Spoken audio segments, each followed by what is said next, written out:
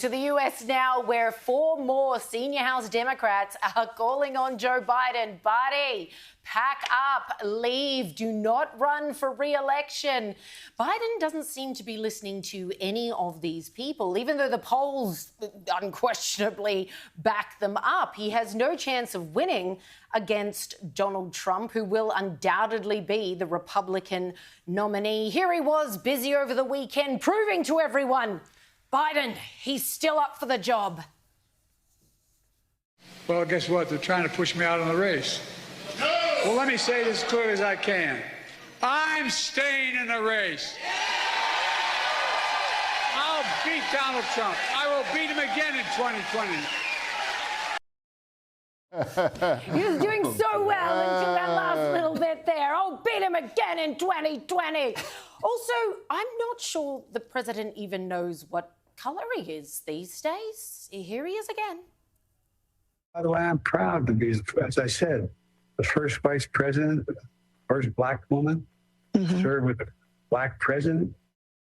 You're not black, Joe. I mean, I remember you telling people back in 2020, if you don't vote Democrat, you ain't black. Meanwhile, the latest Ipsos poll shows that Barack Obama's wife, Michelle Obama, is the only Democratic nominee out of their pool of, I don't even know whether to call them hopefuls, who could beat Donald Trump if it came to that. Of course, this is unfortunate because as recently as last week, she released a statement saying, I am not running. It's not going to happen.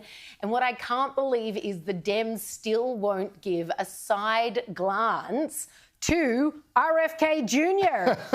Edward Snowden tweeted recently, which made me laugh because I've been thinking the same for a long time. Darkly amusing to watch panicked Dems suddenly searching under the couch cushions for a candidate when Kennedy is literally standing right there.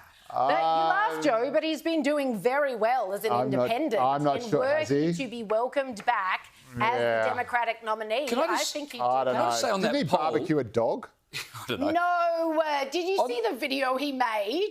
Like chopping up, because he has 3 dogs, and he was chopping up chicken and frying it in the pan, being like, this was supposed to be my dinner, but these guys have read the news. They're so upset by the fake news that I ate a dog, and he's like sitting on the floor and spoon feeding them and reading them a book. The poll that shows Michelle Obama would Big Mike beat Trump, that same poll shows that Biden and Trump are neck and neck.